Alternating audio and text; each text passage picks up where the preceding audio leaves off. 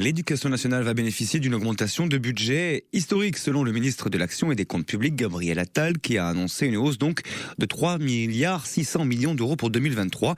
Il promet également qu'aucun enseignant ne débutera sa carrière à moins de 2 000 euros net par mois.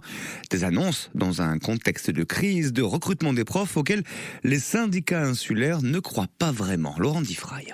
C'est avec beaucoup de scepticisme que les syndicats d'enseignants ont accueilli la nouvelle. Pour Fabien Minéo, secrétaire départemental de la FSU de Haute-Corse, l'État doit faire ses preuves, notamment sur la question des salaires des enseignants. Aujourd'hui, au niveau de l'école, on ne voit toujours rien. C'est-à-dire que les enseignants capétiens ou professeurs des écoles démarrent à 1 450 euros, c'est-à-dire 1,1 le SMIC.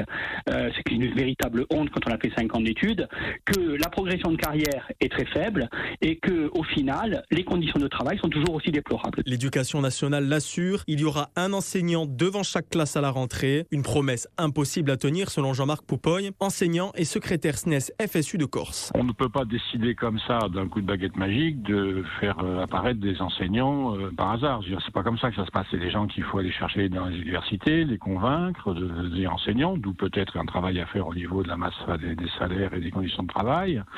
C'est ensuite des gens qu'il faut former. C'est quelque chose qui prend du temps. Et je vois pas comment on peut faire autrement que de projeter sur le moyen, même le long terme, pour essayer de résoudre le problème. Les syndicats espèrent des discussions concrètes avec le ministère afin de savoir comment cet argent sera distribué.